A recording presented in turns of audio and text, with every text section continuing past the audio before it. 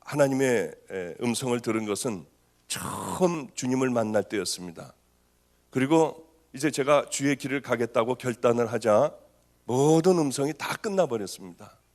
그리고 13년 동안 엄청난 고생을 아무 소리도 못 듣고 어떤 감동도 못 받고 13년 동안을 얼마나 어려움 가운데 지냈는지요. 그런데 그 어려움 가운데 지내는데 어느 날 이제 좀 아이들도 버려진 아이들도 함께 살면서 학교를 다니게 됐습니다.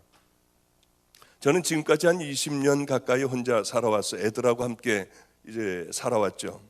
애들 쌀이 있으면은 밥을 좀 해가지고 도시락을 싸서 콩을 이렇게 졸여가지고 간장에 졸여가지고 하트 모양으로 이렇게 도시락에 싸주기도 하고요. 계란이 생기는 날은 프라이를 해서 다 뜯어가지고 하트 모양으로 이렇게 해주기도 하고 편지를 써서 보내기도 했습니다. 그리고 애들에게 너희들은 부모님이 다 너를 버렸어도 세상이 버렸어도 우리 하나님과 나와는 너를 버리지 않는다. 네가 나를 버리든지 네가 하나님을 버리면 버려도 절대로 너를 안 버리겠다. 사랑한다고 하고 편지를 써서 도시락하고 이렇게 같이 주고 했습니다. 어느 날 그 많은 힘든 어려움을 다 겪고 이제는 거의 이 고난에 끝나간다 하는 마음이 이상하게 제 마음에 들었습니다. 학교를 그때도 또 이제 학교를 이제 아이들에게 보내고 저 혼자 늘 하던 대로 강대상에 뭐 조그만 요만한 요 까만 둘레만한 그런 교회였습니다. 거기에 강대상 하나를 놓고 그 강대상이 제 집이고요. 아이들이 이렇게 그 의자 몇 개 있는데 거기에 아이들이 이렇게 살고 있었습니다. 근데 그날도 학교를 다 보내고 이렇게 주님 앞에 주님 오늘 학교를 다 보냈어요.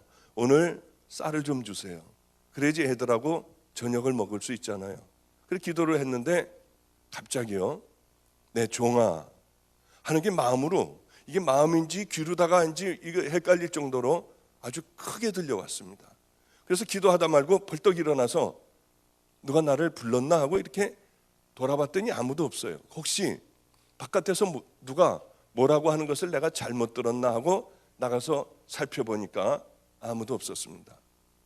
그래 혹시 주님의 말씀이 아닌가 하는 생각이 얼른 드는데 주님이시겠구나 해가지고 이 교회 뭐 작은 교회니까 얼른 뛰어와서 강대상에 다시 엎드려서 주님 부르셨어요? 저예요.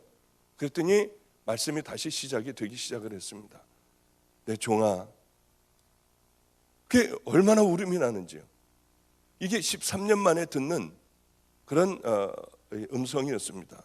그리고 제가 편안하게 아주 잘 의사로서 살다가 그 엄청난 고난의 현장에, 그러니까 여러분 어느 정도냐면은 노숙자하고 같이 살았어요. 노숙자들은 집이 다 허물어지는 폐허 같은 데서 삽니다.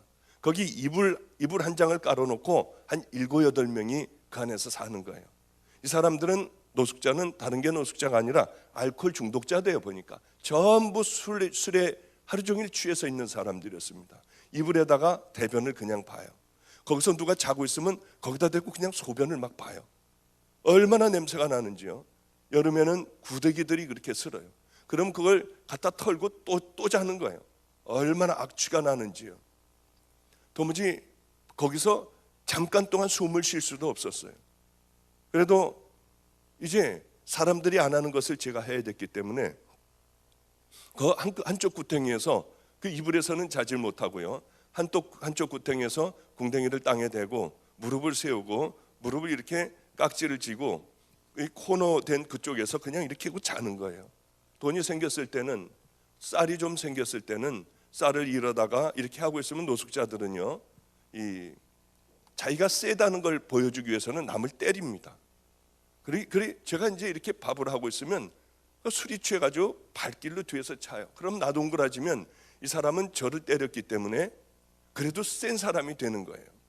이런 세계였습니다. 이런 곳에서도 꽤 오랫동안 지내고 또 그 사람들 밥을 해주고 치울 거 다 치워주고요. 그래도 그렇게 때려요. 그리고 이제 집에 교회에 와가지고 아이들하고 또 지내기도 하고요. 이런 삶을 참 힘든 삶을 살았습니다. 그런데 주님께서 뭐라고 말씀하시냐면, 내 종아, 내가 다 봤다. 아이고, 얼마나 눈물이 나는지요. 저는 주님이 저 보지도 않는 줄 알았어요. 그냥 죽으면은, 이 땅에서 살다가 죽으면은 우리 주님하고 함께 사는 것, 그것이 모양이다. 이 땅에 나에 대해서는 내가 주인이기 때문에 하나님이 아무것도 해줄 수 없는, 하다못해 라면 하나 주실 수 없는 그런 삶을 내가 살고 있구나, 그런 생각을 늘 하고 살아왔습니다. 그런데 다 봤다고 하시더라고요. 저는 우리 집안 식구에, 우리 누님도 저기 와 계시지만은 얘기를 안 했어요. 제가 고난당하는 얘기를 안 했습니다. 하나님이 주시는 고난인데, 구태여 형제들 또에게 찾아가, 부모에게 찾아가서, 아니 제 친구들을 찾아가면 얼마든지 도움을 받을 수가 있었습니다.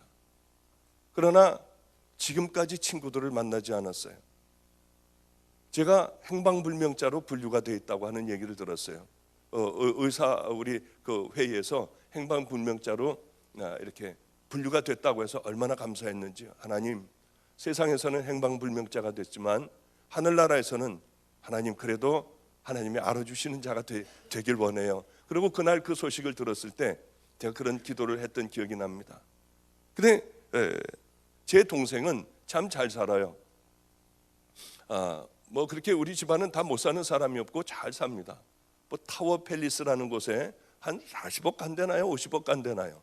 그런 곳에서 그 두 부부가 그렇게 살아요. 저에게 돈을 주려고 해도 제가 받지를 않았습니다.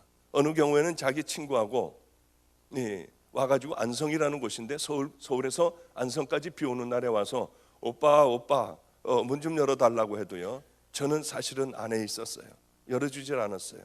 왜냐하면 외부의 도움을 받기 싫었기 때문에.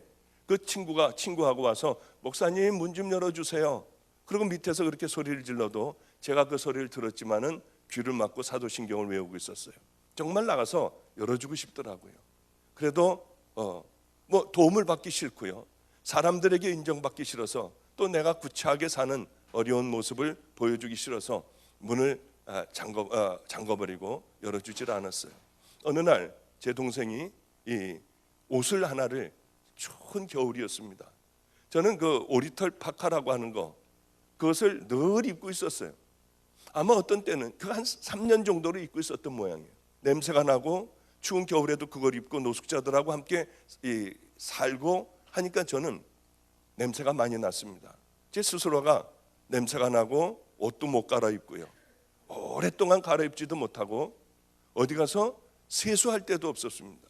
겨울이면, 왜냐하면 수도가 밖에 있기 때문에 밖이 다 얼어버려 가지고 세수도 할 수 없었어요.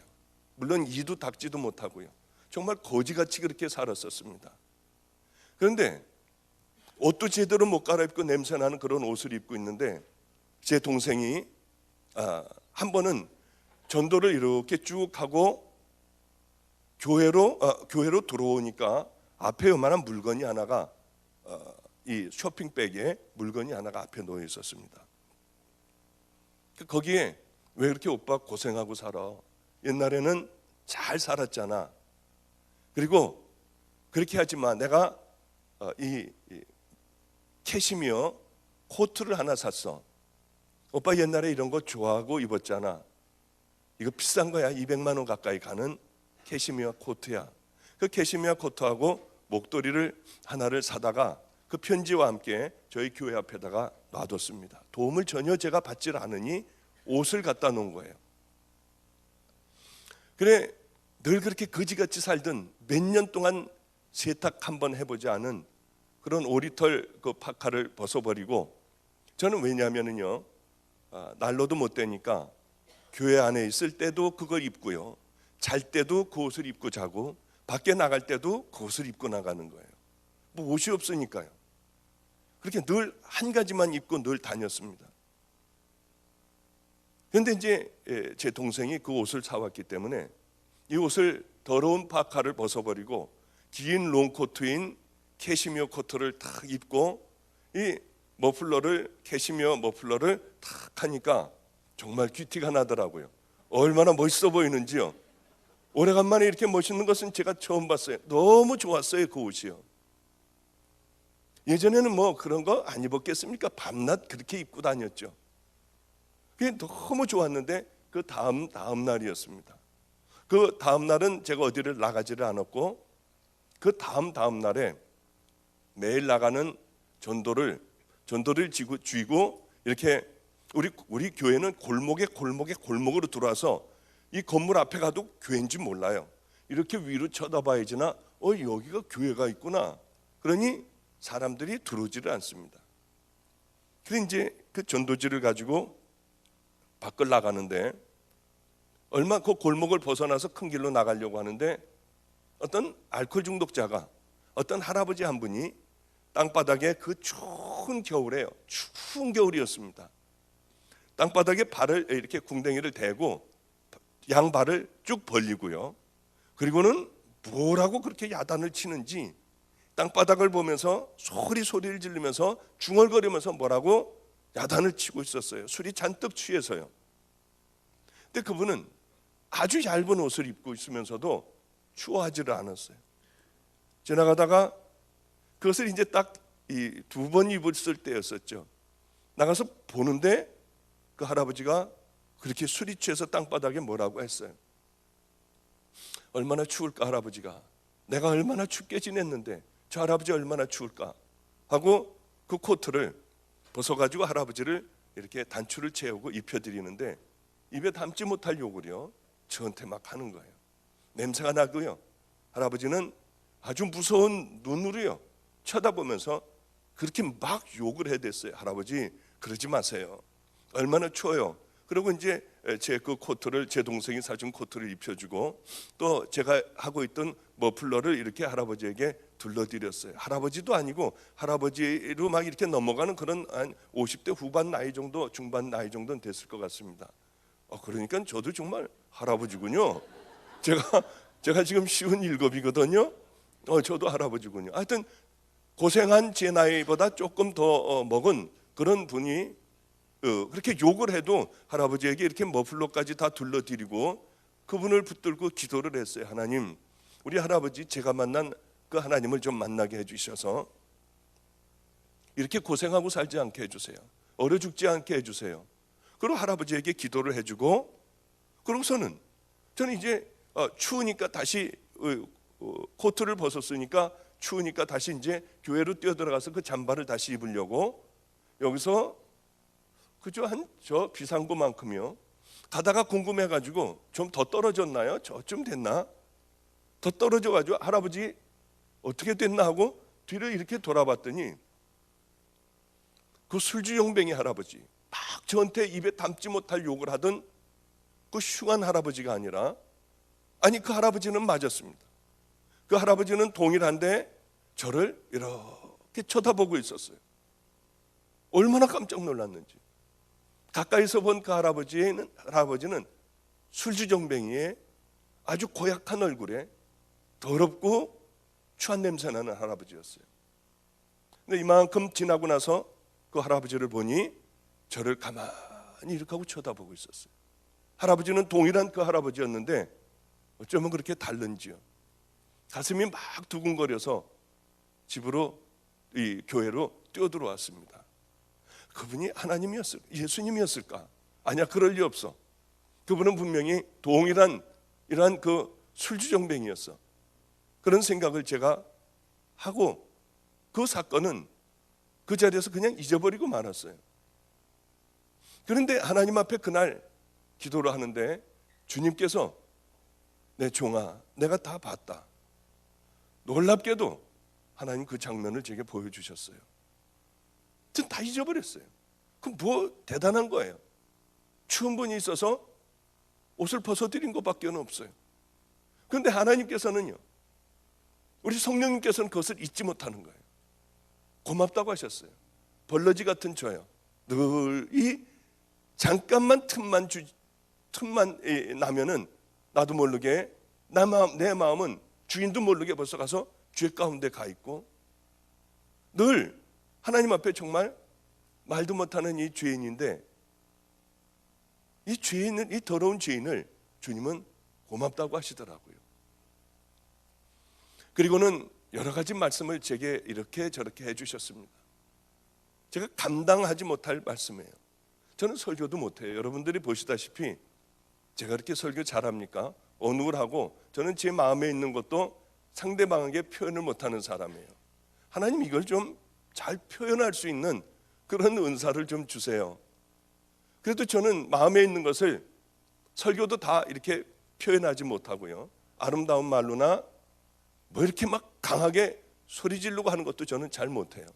주님, 목사가 됐으니 이 마음에 있는 걸 표현할 수 있는 목사가 좀 되게 해주세요. 그게 제 기도의 제목 중에 하나입니다.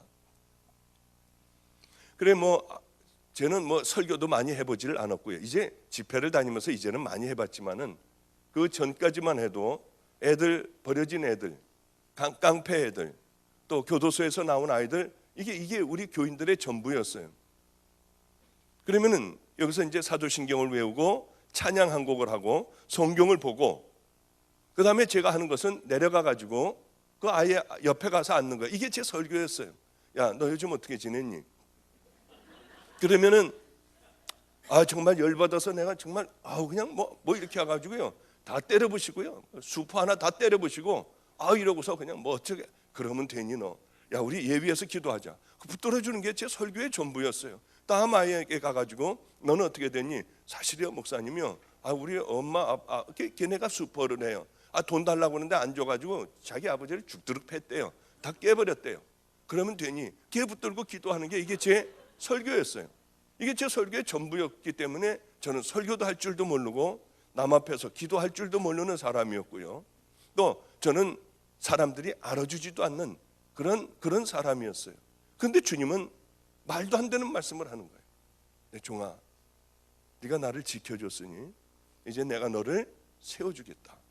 그런데 그 이상은 제가 제 입으로다가 말을 못해요. 왜냐하면 감당할 수 없는 말씀을 제게 하셨기 때문에 제 자랑 같아서 제가 못하겠어요. 말도 안 되는 말씀을 하셨어요. 저는 말 주변도 없고 아는 사람도 아무도 없는데 하나님께서는 그 말씀을 하셔서 정말 다른 건 다 믿겠는데 너를 내가 그렇게 세워준다고 하는 말씀은 도저히 믿을 수가 없었어요. 하나님, 저는 설교도 못하고 사람들 앞에 나가면은 숨이 차고 이 침이 말라서 저는 얘기도 못하는 그런 사람 아니에요. 네가 하는 것이 아니라 이제 내가 하겠다. 그 말씀을 하시고 전 여기까지 오게 된 겁니다.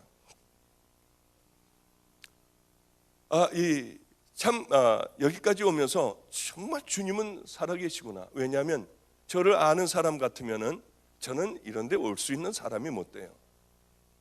이걸 전부 주님이 여기까지 인도해 주셨구나라고 하는 사실을 저는 너무나도 잘 압니다. 그런데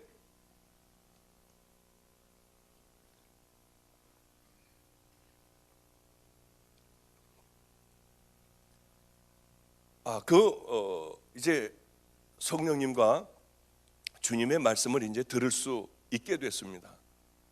그 들을 수 있으면서 그 어느 정도까지 들을 수 있었냐면 이제 하나님께서 그렇게 말씀을 하시고 난 다음에 우리 교회는 아무리 해도 이 한 명이 들어오는 교회가 아니에요.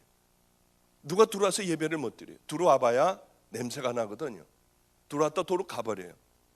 들어와 봐야 설교도 못하고 벅벅대고 있거든요. 그러니 그 설교를 누가 듣겠습니까? 설교 잘하는 교회 목사님들이 많은데 그렇게 이렇게 하고 내려가 가지고 애들하고 뭐라고 얘기하고 기도해주고 끝나는 그 교회를 누가 오겠어요? 아무리 목회를 해도 우리 교회는 정상적인 사람은 하나도 오지를 않았습니다. 주님이 그 말씀을 하시고 내가 너하고 함께 하겠다. 그 말씀을 하시고 난 그 주일이었어요. 저 뒤에 어떤 사람이 하나가 와서 앉아 있어요. 아니 세상에 저 사람 왔으면 내가 설교 준비 좀 잘하고 나올 걸. 그런데 그날도 그냥 사람이 있기 때문에 그냥 여기 서 가지고 늘 애들에게 하는 얘기를 그냥 했어요. 우리는 하나님의 말씀대로 살아야 한다. 우리는 죄 짓고 살면 안 된다. 죄 졌으면 우리는 회개를 해야 된다. 그 얘기를 그냥 늘 하던 얘기예요. 우리는 하나님의 자녀인데 부끄럽게 살아서 되겠느냐. 그런데요, 애들이 울더라고요. 이상하게. 저 뒤에 왔던 사람이 이렇게 엎드려서 우는 거예요. 그럼 뭐 밤낮 하던 얘기였거든요.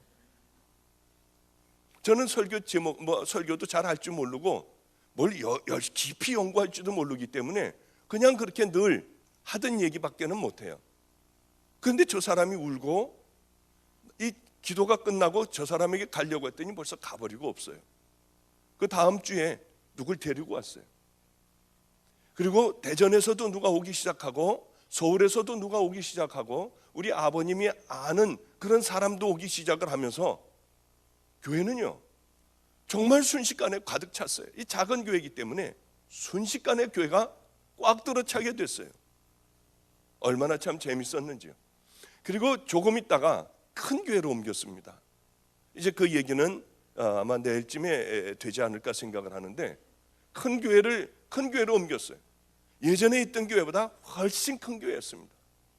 야, 여기는 3년 동안만 열심히 하면 되겠구나 하는 생각을 했어요. 3년 동안만 죽도록 가서 전도하면은 여기가 채워지겠구나. 그런데요, 한 달 반 만에 교회가 가득 차버렸어요. 너무나도 신기했어요. 설교나 제대로 할 줄 알아야죠. 그런데 사람들이 몰려오기 시작하여 그 수많은 세월들을 한 명도 교인 없이 그렇게 지내오다가 주님께서 내 종아, 내가 너하고 함께 하겠다고 한 그날서부터 교회를 옮기기까지는 그렇게 오랜 시간이 걸리질 않았어요. 옮기고도 금방 이렇게 가득 차게 됐어요. 그렇게 가득 차서 어느 날 또 기도를 하는데 성령님이 황당한 말씀을 하시는 거예요. 말도 안 되는 말씀을 하시는 거예요. 방주 교회의 담임자가 이제 곧 죽을 것이다. 내가 부를 것이다. 그리고 네가 그곳으로 들어갈 것이다. 아이고, 이 말씀을 하시는데요, 그건 틀림없는 거예요. 하나님이 한번 말씀을 하시면은 그거는 변개될 수가 없는 거예요. 저는 제게 주시는 하나님께서 제게 주시는 말씀을 조금도 의심하지 않아요. 그래서 얼른 방주교회로 찾아갔습니다. 찾아가야 되잖아요. 그 목사님을 죽으니까. 그래서 제가 찾아가가지고 만났어요. 당신 하나님이 죽는다고 그런다. 그 목사님이 연세가 얼마나 됐냐면 45세인가 46세인가 그랬어요. 당신 죽는다. 그러니 나하고 함께, 나도 금식 잘 못하지만 40일간을 하나님 앞에서 생명을 걸고 한번 이렇게 매달려 보자. 그랬더니 제가 큰 교회 목사인가요? 개척교회 조그만 데 목사인데 그 큰 교회 목사님이 제 말을 들을 리가 있나요? 생각해 보겠대요. 가서 기다려도 답은 안 왔습니다. 그런데 하나님께서 그러시는 거예요. 성령님이 또 그러시는 거예요. 이제 얼마 남지 않았다. 그래서 얼른 또 찾아갔어요. 이제 얼마 남지 않으셨는데, 그렇게 얘기해야 될 수밖에 없잖아요. 이제 얼마 남지 않았는데 목사님이 돌아가시면 내가 여기 들어오게 되는데 목사님 기도해야 된다. 그러니까 대학병원에 가서요, 머리도 CT를 하고요, 있는 데는 다 CT를 하고, 이 내시경하고 밑에 다 하고, 하여튼 전부 검사를 했다고 그래요. CT를 할 수 있는 부분은 다 했다고 그래요. 그래서 건강 검진을 한 그걸 가지고 왔어요. 전 의사니까 보라는 거죠. 나는 이거 모른다. 나는 의사였지만은 나는 이거 잘 모른다. 당신이 건강했어도 분명히 하나님이 아니라고 하면 아니다. 그분은 건강진단 가지고 온 것도 봤더니 이분은 간 경화인 줄 알았대요. 그런데 B형 간염이 말기였고 간 경화에 아직은 도달하지 않은 그런 상황이라고 하는 이 건강 검진 결과였습니다. 그리고 당신은 당뇨의 위험이 있다. 당뇨병에 걸릴 위험이 있으니 체중을 줄여라. 아직 당뇨는 아니고요. 약을 아무것도 쓸 필요는 없고 체중을 줄이라고 하는 이 건강진단서였습니다. 그걸 보니 이 사람이 죽을 리가 없겠더라고요. 그런데 하나님은 하여튼 그러셨어요. 그러니까 그 얘기를 교회에다가 설교 시간에 아예 해버렸습니다. 제 이름까지 대고요. 박보영 목사님이 나를 죽는다고 그랬다. 그걸 설교에 말씀을 하셨어요. 제 이름까지 대고요. 방주 교인들이 굉장히 거센 교인들입니다. 안성으로 전화가 와가지고 수도 없이 전화가 와서 당신이나 죽지 왜 남의 목사님 죽는다고 그러냐고, 당신이나 죽으라고 그러고, 그러고서 전화를 끊는 사람들이 그래도 꽤 있었어요. 얼마나 마음에 상처가 되는지요. 주님 그러면 어떻게 해요? 그러고 얼마 안 있어서였어요. 주일날이었습니다. 미리 앞에 가가지고 이제 강대상에서 기도를 열심히 이 주일 예배를 위하여 하고 있는데 전화가 한 통화가 왔어요. 목사님이 지금 바로 병원에 입원하셨다는 거예요. 배가 아파서 병원에 갔대요. 저는 이제 마지막이겠구나 생각을 분명히 했어요. 병원에 갔는데 이 대학병원으로 가라고 그래서 대학병원에 갔답니다. 나중에 들어보니 한 3일 쉬면은 된다고 그랬대요. 그러나 거기에서 유언도 하지 못하고 거기서 세상을 떠나게 됐어요. 47인가요? 46이에요. 얼마나 속이 상했는지요. 왜 그 말을 믿지를 못했을까? 왜 성령님이 하시는 음성을 왜 듣지를 못했을까? 제가 가서 얘기했을 때 왜 별 볼 일 없는 얘기로 들었을까? 얼마나 안타까웠는지요. 제가 이 장례식에 갔었어요. 굉장히 속상하더라고요. 얼마나 속이 상했는지요. 그러고는 시침 딱 대고 돌아왔어요. 이제 주님이 저를 거기 간다고 했으니 분명히 갈 것 아닙니까? 그러니까 이제 가만히 이제 저도 기도하고 있었더니 방주교회 장로님들이 다 오셨더라고요. 목사님이 가셔야 된대요. 그러니까 제가 거기를 왜 가냐고 했어요. 왜냐하면 그 교회는 아주 싸움이 굉장히 심한 교회였어요. 목사님들이 굉장히 힘들어하는 그런 교회였습니다. 우리 아버님은 절대로 그 교회만큼은 가지 말라고 하셨어요. 그런데 주님은 가라고 하시고요. 그래 하여튼 기다리고 있었더니 이분들이 오셔서 내가 거길 왜 가냐, 우리 교회가 지금 얼마나 잘 되고 있는데 거기 갈 이유가 왜 있냐, 다음번에는 이 기획위원회 이 사람들이 다 왔어요. 청빙위원들이 다 와서 도장 찍고 다 왔어요. 안 간다고 그랬어요. 제가 왜냐하면 하나님이 가신다고 했으니까 이왕이면 비싸게 가야 되잖아요. 안 간다고 그랬어요. 그랬더니 뭐라고 하느냐면 이제 방주교회 문을 닫아버리고 이 관광버스를 여러 대를 대절해서 교인들을 다 싣고 와서 이 안성에 와서 예배를 드리기로 만장일치로 다 이렇게 결의를 했대요. 그때쯤에서 이제 그러면은 좋다, 내가 가긴 가는데 모든 권한을 다 내게 줘라. 아무 얘기도 하지 말아라. 내가 하는 것에 3년 동안 나를 어떤 방해도 하지 말아라. 모든 권한을 준다고 하면 내가 가겠다. 그러고서 도장을 찍고 아주 비싼 가격에 저는 방주교회로 가게 됐어요. 그 아주 되먹지 않은 교회였어요. 밤낮 예배가 끝나면 머리끄댕이를 끌고 싸우고요. 그러고는 아주 서로 다들 아기 받쳐 싸우는 그런 교회였어요. 그곳에 제가 가게 됐어요. 너무나도 감사한 게, 그런데 저만 보면은 상처받은 게요, 저만 보면 다들 도망을 다니는 거예요. 말을 하려고 들지도 않아요. 피하고요. 가다가 저를 보면 쑥 돌아서고요. 얼마나 상처가 되는지요. 그래서 이제 한 자매가 저를 보더니 가다가 말고 쑥 돌아서서 지하실로 가요. 이건 도저히 안 되겠다. 참을 수가 없었어요. 따라 내려갔습니다. 따라 내려갔더니 막다른 골목에서 이렇게 하고 가리고 있었어요. 이렇게 자매님 왜 저를 피하셨나요? 하고 물어봤어요. 그랬더니 이분이 대답이 저를 얼굴을 보지 못하면서 목사님하고 잘못 얘기하다가 다 죽는다는 소문이 났답니다. 그래 다 피하는 거예요. 하여튼요. 그러니 얼마나 목회하기가 좋겠습니까? 이건 제 말이 법이에요. 제 말이 법이에요.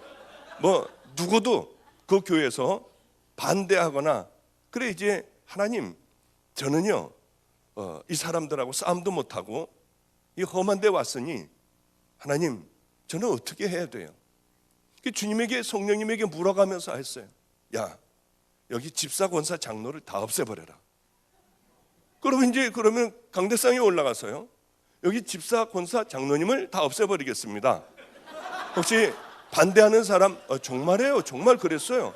혹시 반대하는 사람 있으면 손을 좀 들어보시라고 그러면 눈이 마주칠까봐 다들 고개를 숙이고 한 명도 반대하는 사람이 없었어요. 그럼 오늘서부터 집사, 권사, 장로를 다 없애버리겠습니다. 근데 장로님이 이렇게 몇 분이 들어오셨어요. 목사님, 집사, 권사는 목사님이 없애버릴 수 있지만은 장로는 우리 이 지방에서 안수를 받고 오기 때문에 목사님이 없어져라 해도 그거는 없어지지가 않는 거래요. 그렇기 때문에 우리는 무늬만 장로일 테니까 그냥 있는 걸로, 없는 거나 마찬가지니까 그냥 놔두시고 그냥 하라고 해요. 근데 목사가 없애버릴 수 없다는데 그럼 뭐 어떻게, 그래도 없어져라 그럴 수는 없어가지고, 그래 그러면은 그냥 가만히만 있어라. 그러고서 이렇게 지내게 됐어요. 지금까지 제가 방주교회를 지금 5년째 이제 들어섰습니다만은 지금까지 우리 교회는 다들 평신도예요. 아무도 집사, 권사, 장로 이런 거 없어요. 그냥 다 평신도예요. 주보를 봐도 다 평신도, 누구누구 성도, 누구누구 성도 다 그렇게 돼 있어요. 또 이 회의할 때마다 밤낮 싸움인 거예요, 이 교회가. 그러면은 자, 지금서부터 모든 회의를 다 없애버리겠습니다. 혹시 반대하는 사람 손들라고 하니까 또 머리들을 다 이렇게 해가지고 아무도 없어서 만장일치로 모든 회의를 다 없애버렸어요. 하여튼 그러면서 하나님께서 성령님께서 말씀 주시는 대로 그대로 다 했어요. 바보같이 그냥 그대로 다 했어요. 1년 동안에 하나님께서 함께 해주시는 부분이 없다면 나는 사표를 낼 각오를 했어요. 그렇게 지내고 나다가 보니까 1년이라는 세월이 지났습니다. 거기는 186명 중에, 교인 186명 중에 168명이 집사, 권사, 장로였어요. 일반 평신도는 그저 한 열 몇 명, 20명이 안 됐어요. 그리고 2년 동안에 새 신자가 딱 한 명 들어왔는데 6개월 있다가 도저히 못 견디고 아주 제일 그 끈질긴 사람이었대요. 그 사람이 나가버린 것. 이게 그 교회의 현실이었어요. 그러니 참 기가 막히더라고요. 아무도 안 들어오는 거예요, 거기는. 그 싸움이 있는데 누가 들어오겠습니까? 그래, 가만히 봤더니 이 자리가 굉장히 비었어요. 아주 빈자리들이 너무 많았어요. 1년이 지나자 사람들은 땅바닥에 앉아서 예배를 드릴 지경이 됐어요. 아, 성령님이 함께 해주시는구나. 저는 바빠서 지금도 역시 일주일에 딱 한 번밖에는 교회를 가지 못해요. 집회를 다니다 보니 1년에 딱 한 번밖에는 일주일에 그 딱 한 번 가요. 주일날. 그리고 11시 예배까지 드리고 저는 그 다음 집회로 또 떠나요. 그러더라도 이 예배가 사람들이 너무 많아서 뭐 1부, 2부, 3부 예배로 나눠도 그래도 또 도로 꽉 차버려요. 저는 아무것도 몰라요. 어떤 그러면 제가 능력이 있느냐, 뭐 어떤 말 주변이 있느냐, 설교를 참 무슨 달란트가 있느냐, 저는 아무것도 없어요. 단 남들하고 조금 다른 면이 있다고 하면은 성령님의 음성을 들을 줄 안 되는 거예요. 그리고 그것을 조금도 의심하지 않는다는 거예요. 기도하다가 뭐 뜬금없이 생각이 나면 이게 주님이 주신 말씀이다. 그리고 결과를 보면 반은 맞고 반은 틀리고, 그것이 아니라 분명한 한 번 제게 주시는 말씀이면 틀림없어요. 우리 저 매형이 누님과 함께 여기 와 있어요. 어느 날 제가 집회가 있어서 우리 누님네 집에 샌프란시스코에 있을 때 거길 가게 됐어요. 매형하고 누님하고 그 집안 식구가 앉아서 예배를 드리는데 성령님이 말씀을 하시더라고요. 황당한 말씀을 하시는 거예요. 우리 매형 보고 너는 곧 죽을 것이다. 왜 이렇게 그런 얘기만 저에게 자꾸 해주시는지요. 이게 얘기하기가 얼마나 어려운데요, 이게. 이게 말을 해야 되나 말아야 되나 하다가 우리 큰 누님에게 가서 우리 매형이 죽는다고 하는데 이거를 내가 얘기해야 돼 말아야 돼. 야, 그런 얘기 하지 마. 큰일 나. 미국은 그런 얘기 하는 거 아니야. 시험 들어. 그래서 이제 우리 어머님에게 또 말씀을 드렸어요. 이게 한 2년 전인가 3년 전인가 2년 전인가 모르겠습니다. 우리 어머님에게 말씀드렸더니 그런 얘기를 어디서 하느냐요. 그러면은 어떻게 가만히 입 다물고 그냥 가서 그냥 네가 기도만 해주라고 그래요. 그럴 수는 없잖아요. 뻔히 보면서 죽는 걸 뻔히 아는데 그럴 수는 없잖아요. 건강한 분이었어요. 그런데 도저히 하나님의 말씀을 분명히 필요해서 주셨는데 제가 얘기 안 할 수는 없었어요. 그래서 미안하지만 매형은 죽는다고 그랬어요. 오래지 않아서 죽을 것이다.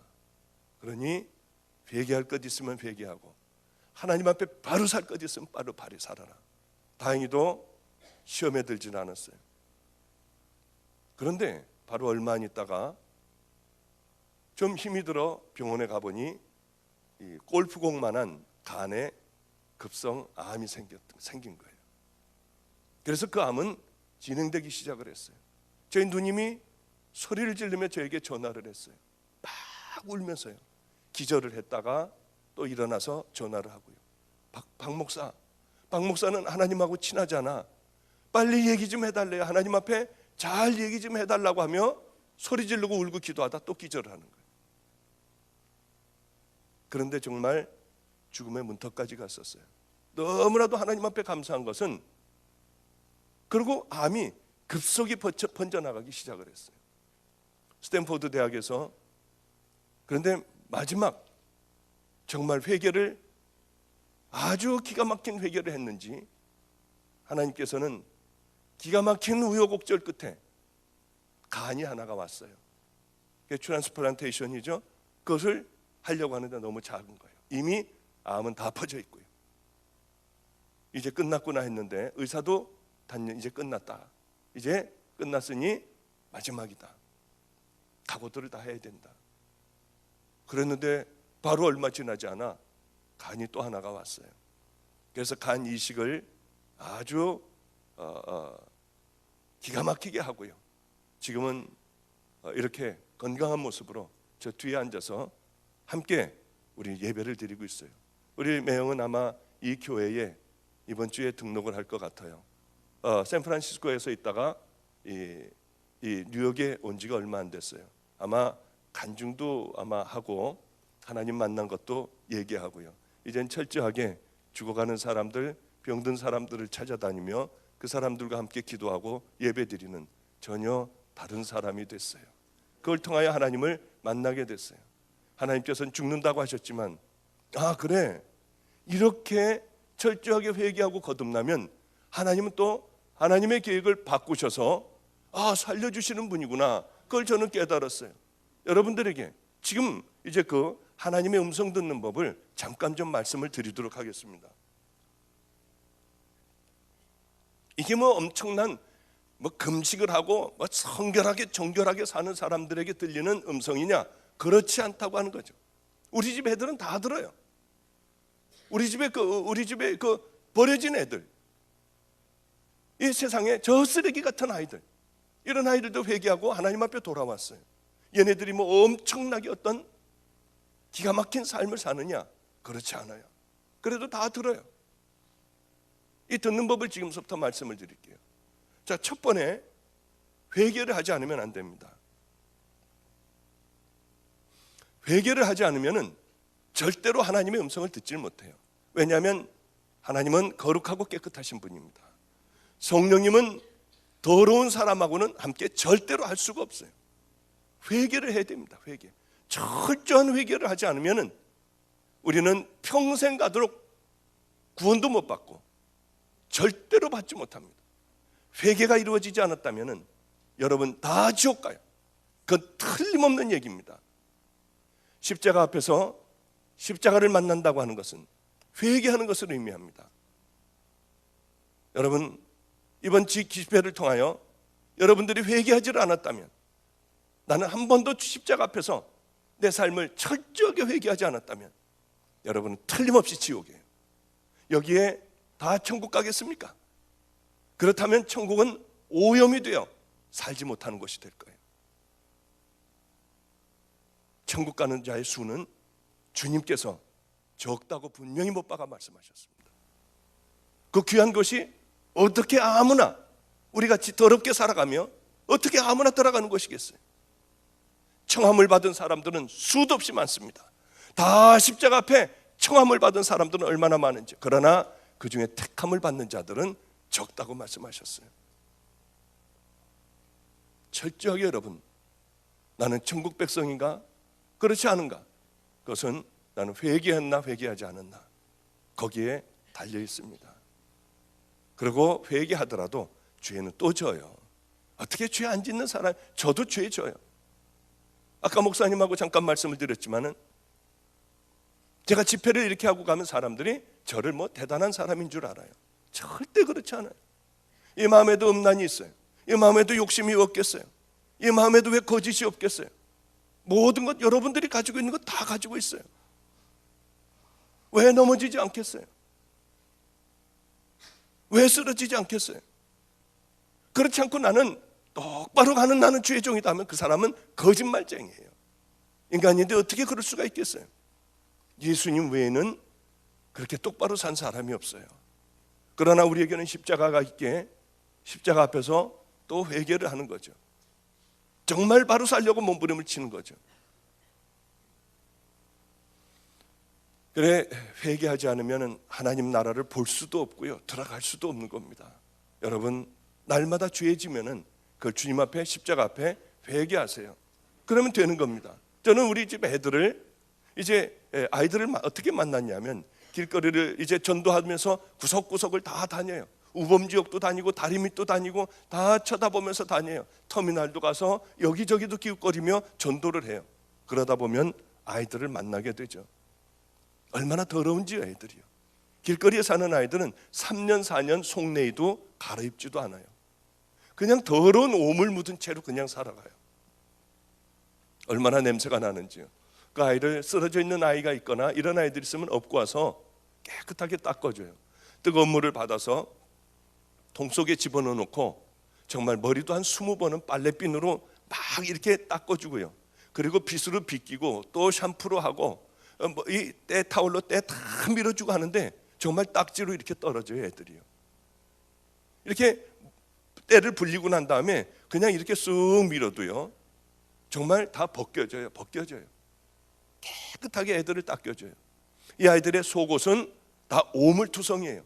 그럼 지퍼백에다가 잘 속옷을 다 집어넣어 놓습니다.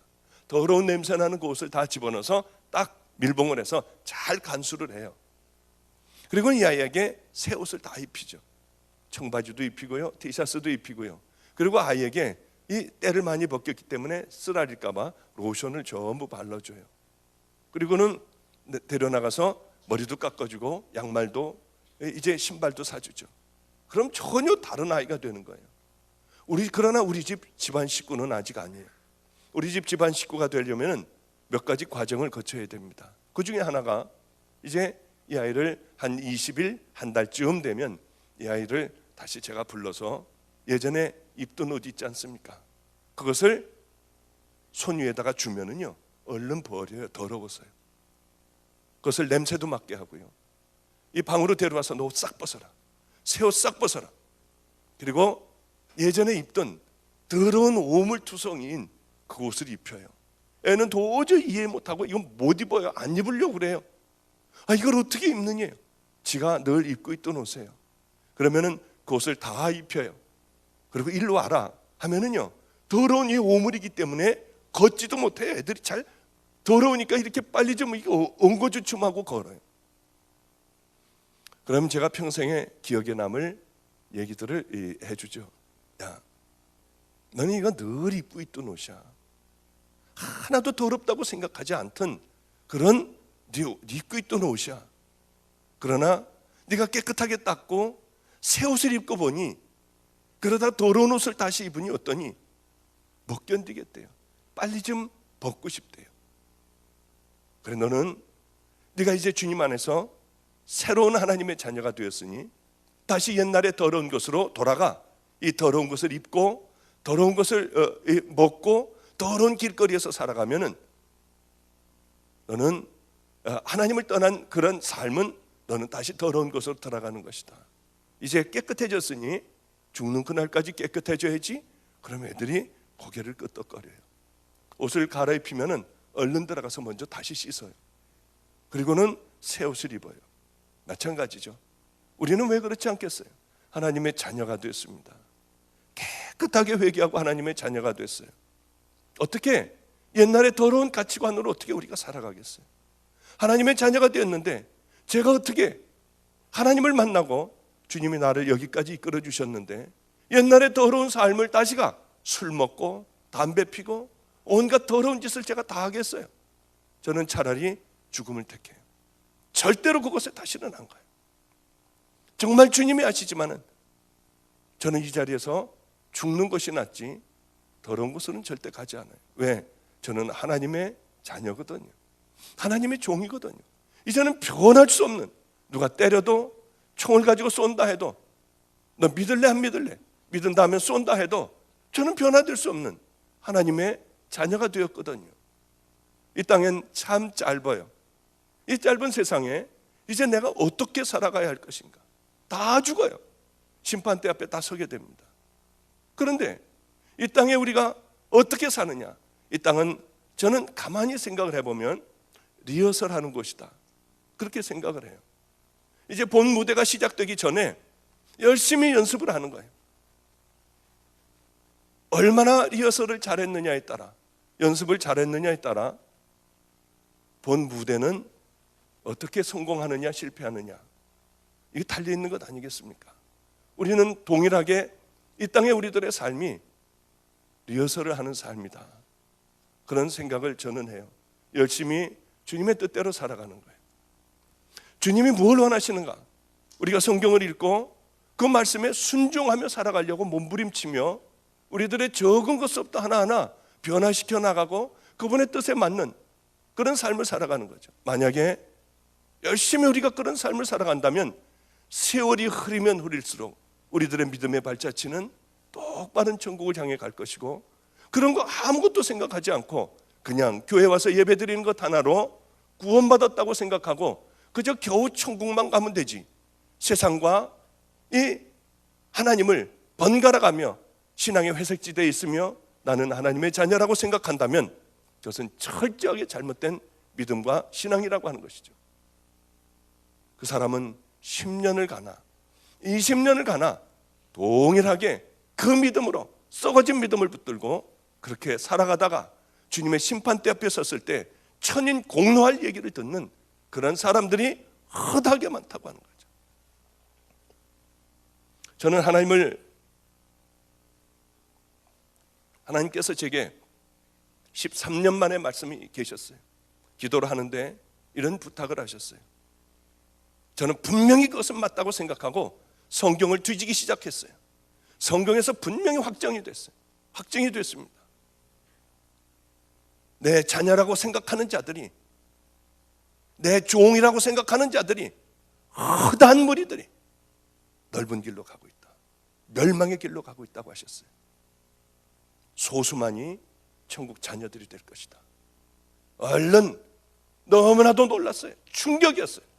하나님의 말씀은 제게 단 한 번도 어그러진 적이 없어요. 그래 얼른 성경을 찾아보기 시작을 했습니다. 정말 천국 들어가기는 어려웠어요. 십자가를 만난 하나님의 자녀들만이 들어가는 곳이었어요. 스스로들 여러분 생각해 보세요. 난 정말 만났나? 이것은 엄청나게 중요한 것이에요. 사람들은 이 미래를 위하여 보험도 들어요. 자녀들에게 돈을 남겨주려고 열심히 바둥바둥 모아요. 좀 잘 살아보려고요. 집이라도 한 칸 마련해 보려고 목숨을 걸고들 일들을 해요. 미래를 위한 준비는 철저히들 하지만 그저 100년도 안 되는 7, 80년을 위하여, 그리고 남은 삶 20, 30년을 위하여 철저하게 준비하지만 너무나도 기가 막히게 영원한 삶이 걸려있는 그 나라를 위하여 준비하는 자들은 거의 없다고 하는 것이에요.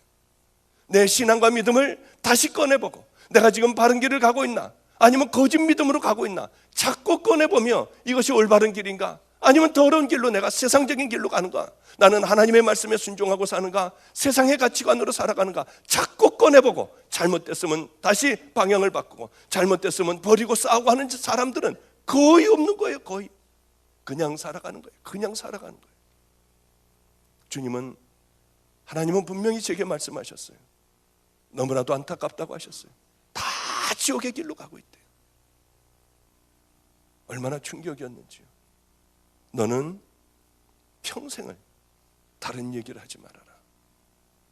너는 이제 수도 없는 많은 집회를 다닐 것이다. 그곳에서 이 내 얘기를 전해라. 얼마나 울었는지 몰라요.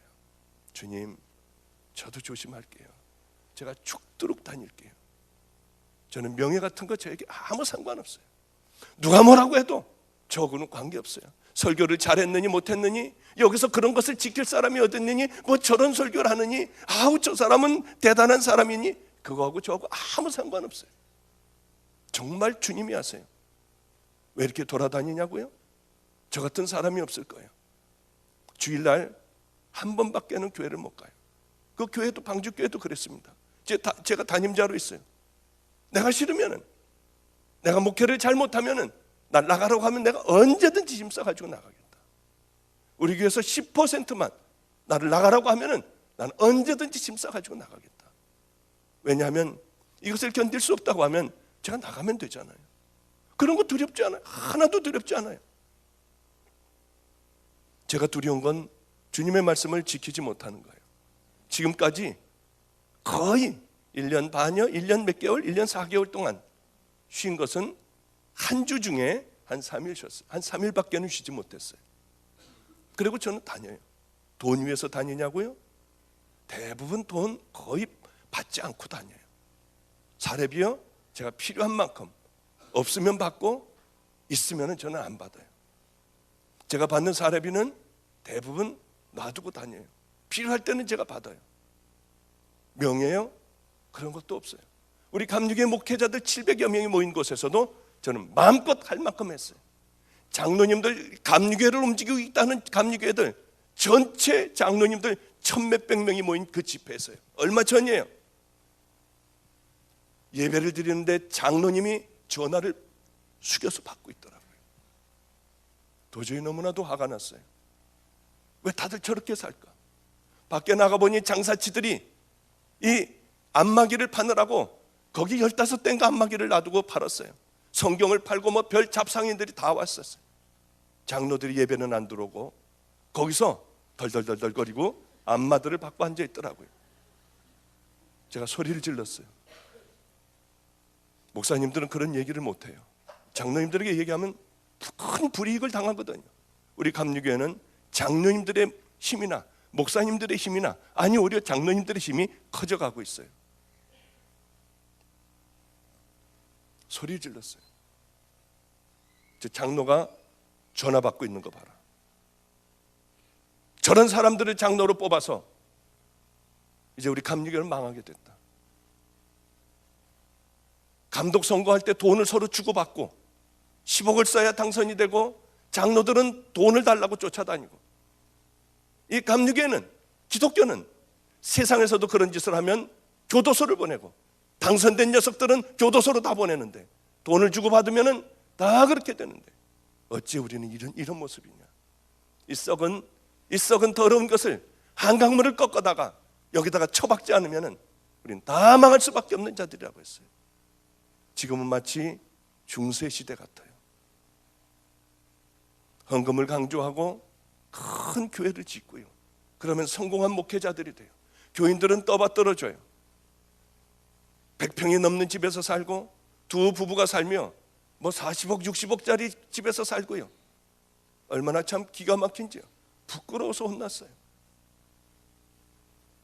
이제 오히려 그렇게 되면 모든 걸 다 내려놓고 병들고 가난한 자들을 붙들고 울고요. 자기들의 재산을 가난한 자들에게 다 나눠주고요. 그리고 하나님이 기뻐하실 그 일들을 하며 마지막 삶들을 정리를 해야 될 텐데, 큰 교회를 한번 해보니 이게 할맛이 나거든요. 자기 자식을 여기에다가 집어넣어 놓고요. 그 다음에 너는 풍성한 삶을 누려라. 너무나도 좋은 회장 같은 자리에 아까워서 놓칠 못하여 자기 자녀들을 그 다음 대대로 물려줘요. 저는 정말 하나밖에 없는 내 생명 같은 아들이 있어요. 그 아들을 위하여 하나님 하나님께서 이 아들을 분명히 종이라고 하셨으니, 야, 이거 목사가 되는 그 순간에 노숙자에게 내려가게 해주세요. 절대 교회하지 않게 해주세요. 가난한 자들에게 내려가서 평생을 그렇게 살다가 하나님 부르시는 그날에 기쁘게 하늘나라에 갈 수 있게 해주세요. 아니, 저는 자식 사랑 안 하는 줄 아세요? 저는 바보인 줄 아시나요? 그 아이가 편안하게 사는 것을 제가 왜 원하지 않겠어요? 그 아이가 이 버클리에 와서 공부하러 왔을 때 주님이 아세요. 그 소식을 듣고 제가 전화기를 떨어뜨릴 뻔했어요. 하나님, 얘는 신학대학을 가야 될 애가, 아니 버클리가 웬일이에요? 하나님 앞에 그때서부터 제가 땡깡을 부리기 시작을 했어요. 하나님, 이러시면 안 돼요. 저도 쓸데없는 공부를 하고 의사가 돼요. 이제 다 끝날 무렵에 저는 하나님 나라 돌아와 지금 다 잊어버렸잖아요. 저는 다 면허증도 다 찢어버리고 모든 관계되는 서류 다 찢어버리고 이 길을 왔어요. 하나도 쓸데없는 공부를 했어요. 하나님, 이 아이 왜 거기 보내셨어요? 신학을 하게 해주세요. 막 울면서 기도했어요. 하나님, 그 아이를 비용으로 때리세요.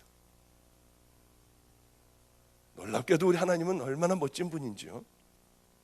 병으로 때리셨어요. 얼마나 기분이 좋았는지요. 세상에라니요. 여러분이 세상이에요. 여러분이 세상이에요. 왜냐하면 세상적인 가치관을 살아가기 때문에 여러분이 세상이에요. 저는 할렐루야예요. 얼마나 할렐루야였는지요. 그 병이 무슨 병인 줄 아세요? 하나님은 머리도 좋아요. 하나님, 때려도 살짝 때려주세요. 향수병에 걸렸더라고요.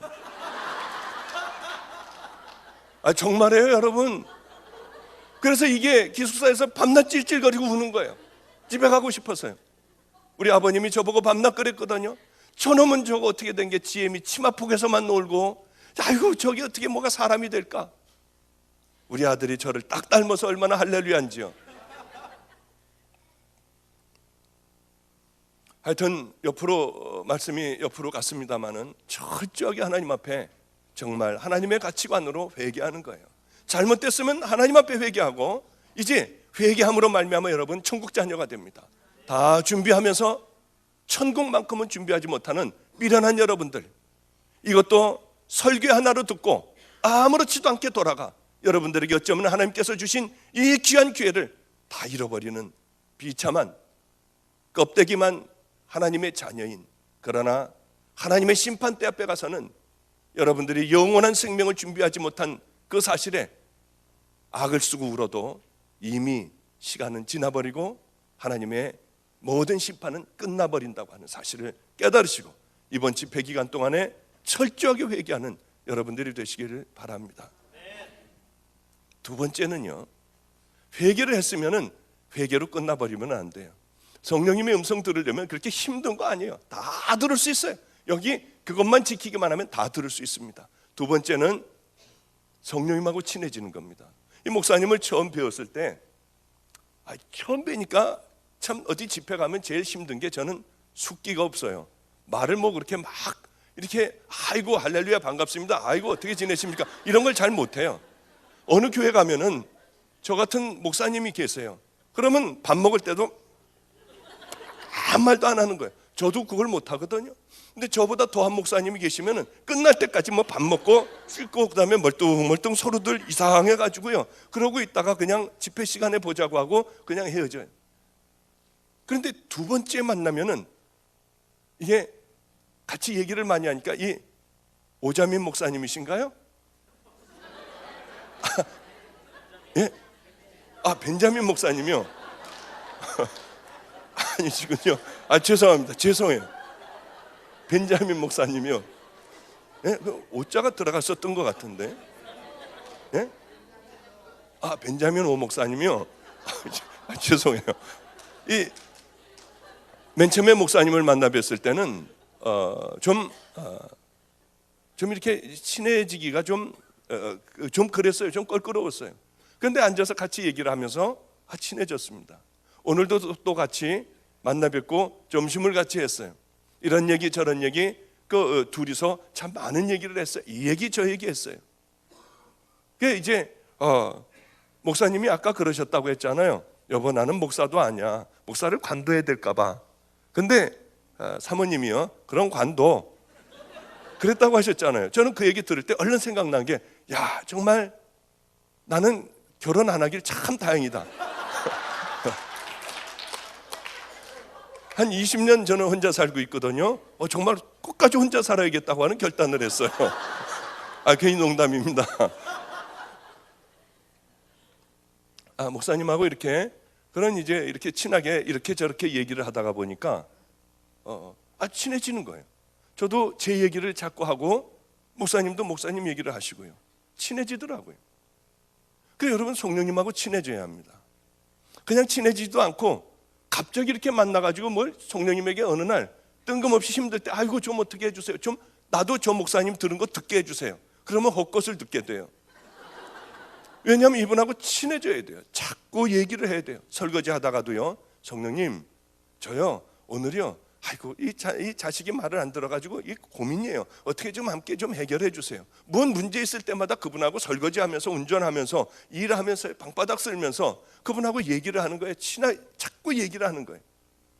친해지지 않으면은 그분도 어색해 하시거든요. 자꾸 얘기를 하는 거예요. 저는 이제 혼자 집에서 삽니다. 혼자, 이제 저희 방에서도 애들이 한 3명 정도가 같이 살아요. 제일 말 안 듣는 애, 제일 이게 좀 잘 만들어지지 않은 애, 맨 끝에서부터 3번째 아이까지 그렇게 해서 제 방에서 자요. 그리고 제가 밤에 잘 때마다 그 아이들 기도해주고 그 아이들하고 함께 얘기를 하면서, 그러다가 이제 아이들이 일찍 잠에 골아 떨어져요. 그럼 저는 제 방에서 자면서 같이 그때서부터 대화가 시작이 돼요. 우리 교회 교인이 이상하게 이상한 물건을 하나를 저에게 2개를 줬어요. 하나는 좀 얇은 거, 긴 이 벽이에요. 또 하나는 왜 이렇게 벽에가 큰지 이만해요, 벽에가요. 또 하나는 퉁퉁한 비계를, 큰 거를 줬어요. 그래, 얇은 거를 좀 이렇게 가느다란 것을 비고 자면 목이 이렇게 제껴지고요.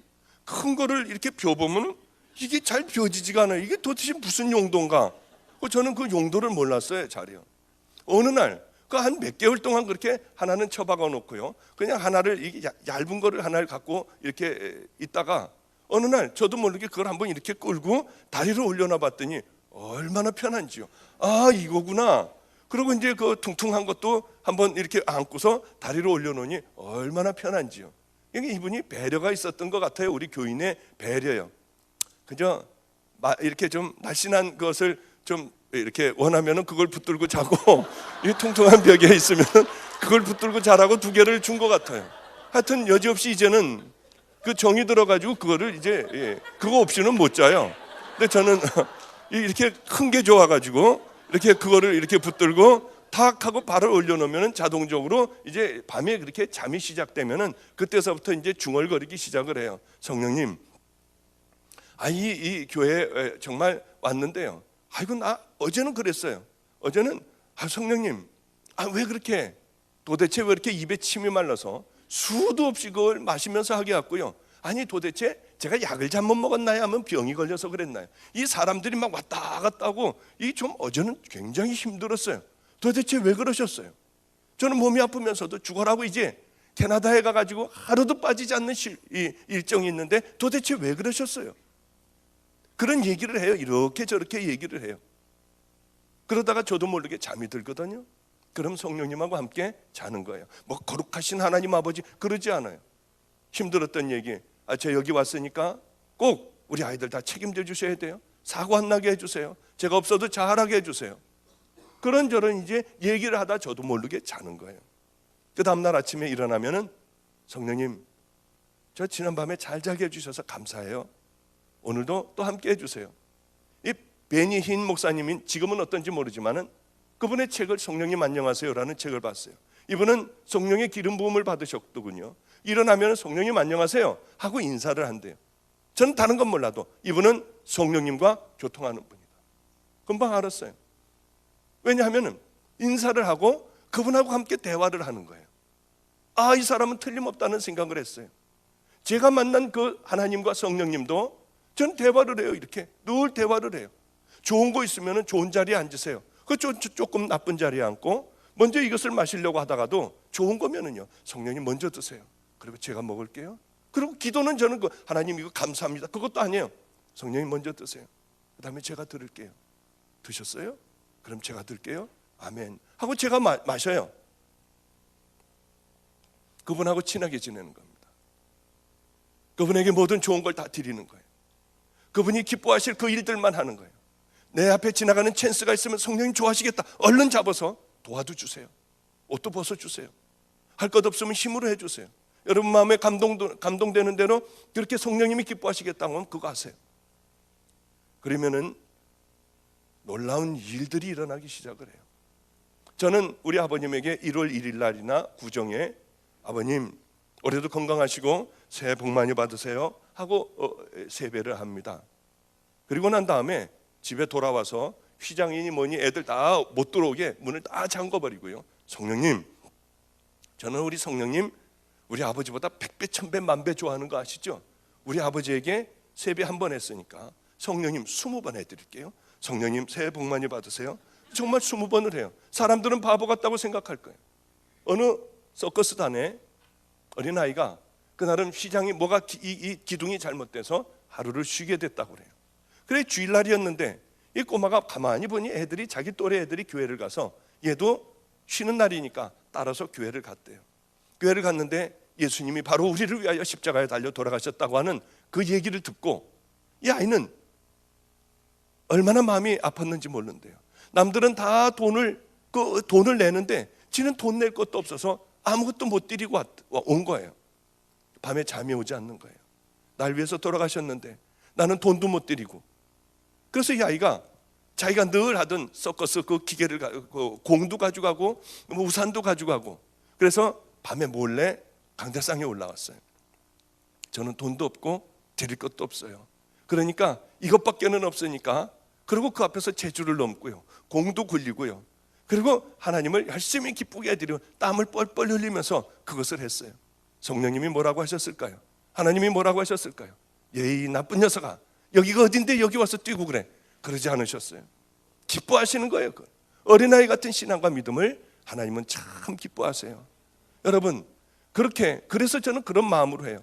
너무 좋은 일이 일어날 때가 있어요. 애들이 공부를 잘할 때든지요, 애들이 정말 귀한 일을 하고 돌아왔을 때는 잠을 못 자겠는 거예요. 그러면 잠자다가도 성령님 제가 노래 하나 해드릴게요 하고 노래도 해드려요. 찬양도 해드려요. 이 친하게 지내는 거예요. 그분하고 모든 삶을 같이 하는 거예요. 그러면은요, 이분이 어느 날 말을 걸어오세요. 어느 날 내게 깜짝 놀랄 만한 말을 걸어오세요.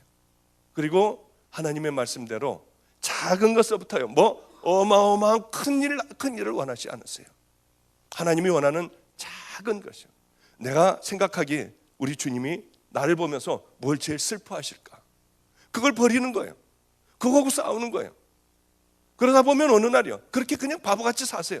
어느 날 깜짝 놀랄 정도로 하나님의 음성이 들려와요. 얼마나 신이 나는 줄 아세요? 그러면 들려오는데 어떤 사람은 이게 내 생각인가, 사탄이 주는 생각인가, 무언가 이걸 헷갈려요. 사탄은 여러분들에게 기도하라고 그러지 않으세요. 너 그렇게 살라고 하지 않으세요. 버리라고 하지 않으세요. 그걸 왜 구별을 못해요? 너무나 쉬워요. 어떤 사람들은요, 목사님 제가 지금 수퍼가 하나가 나왔는데 수퍼를 해야 되나요? 아니면 이 미장원이 나왔는데 내가 이 미용 기술이 있는데 이걸 해야 되나요? 이걸 물어보는 사람들이 참 많아요. 기도원을 하고 있으니까. 이렇게 바보 같은 질문이 어디가 있어요? 여러분, 무엇을 하려고 할 때요, 그런 거 신경 쓰지 마세요. 하나님은 여러분이 수포를 해야 되나, 미장을 해야 되나, 이게 얘를 뭘 하게 해줘야 될까, 이러는 분 아니에요. 그런 건 여러분이 마음대로 하세요. 어떤 걸 하면은 이가 많이 남고 어떤 걸 하면은 주의를 잘 지킬까, 그저 이런 걸 보고요, 장사 돈 많이 남을 걸로 택하세요. 하나님이 관심 있는 것은 여러분이 수포를 하나 미장을 하느냐, 이게 중요한 게 아니라 네가 어느 곳에서 내 영광을 돌리며 살아가겠니, 그게 가장 중요한 거예요. 그렇습니다. 그렇게 살다가 보면, 그리고 어떻게 내가 살아가야 하는가, 하나님의 자녀로서 좀 열심히 살아가세요. 마태복음 5장, 6장, 7장 산상설교라고 하죠. 그걸 늘 읽으세요. 저는 하루도 빠지지 않고 그걸 늘 읽어요. 죽을 때까지 읽으려고 그래요. 그것이 내 마음속에 늘 묵상을 하고 한 구절이라도요 묵상을 하고 생각을 하는 거예요. 그러면 내 삶을 살다가 보면 죄가 내 앞에 탁 나를 이제 공격하기 시작을 해요. 그러면 어쩌면 그렇게 하나님의 말씀이 생각이 나는지요. 마태복음 5장 6장 7장에서 어쩌면 그렇게 생각이 나는지요. 이기고 지나갈 수가 있는 거예요. 늘 깨끗하게는 살 수 없지만은 그러나 조금이라도 노력하며 살면은 성령님은 여지없이 우리에게 와요. 아이고 나는 더러워서 안 올 거야. 천만에요. 성령님은 우리하고 얘기하고 싶어 어쩔 줄을 몰라 하는 분이에요. 당신의 뜻을 우리에게 꼭 얘기하기를 원하시는 분이에요. 한번 얘기를 듣기 시작을 하면은 생명을 걸게 돼요. 세상에 중요한 것이 아무것도 아니게 돼요. 자, 이제 여러분 아셨죠? 그걸 한번 이 세 가지를 한번 열심히 하며 그냥 왜 안 들리지? 이거 내가 지금 일주일이나 했는데 안 들리네. 그런 생각하지 마시고 여러분의 삶을 그렇게 아예 늘 그렇게 살아보십시오. 언젠가 성령님이 필요할 때 여러분의 마음의 문이 열려 그 음성을 분명히 들을 줄로 압니다. 그 음성은 틀림없어요. 그냥 기도하다가 어쩌다 기도하다가 뜬금없이 생각나는 걸 가지고 하나님의 음성이라고 얘기하지 마세요. 그건 다 틀려요. 대부분의 사람들이 그렇게 들어요. 그런데 주님은 마음으로 분명한 말씀을 하세요. 자, 이제 벌써 그렇게 하고 났더니 벌써 시간이 다 됐네요. 이건 한 10분 하려고 했는데 벌써 이만큼 많은 시간이 지났군요. 그래요. 제가 하나님을 만나자마자 제일 먼저 찾아간 분이 있습니다. 저희 할아버님이에요. 저희 할아버님은 제가 그렇게 목사가 되길 원하셨어요. 그렇게 종이 되길 원하셨어요. 그런데 저는 딴 길로 가고 담배 피고 술 먹고 그러고 돌아다니는 것이 할아버님에겐 가장 가슴이 아프셨어요. 가끔 가다가 둘이 앉아서 얘기를 하다 보면 너 그렇게 하면 안 되는데, 너 종의 길을 가야 하는데, 우리 집에 대를 이어야 하는데, 그럴 때마다 얼마나 신경질이 났는지요. 하나님을 만나고 할아버지 방 문을 두들겼어요. 우리 할아버님은 90세가 거의 다 되셔서 원고를 정리하고 계셨습니다.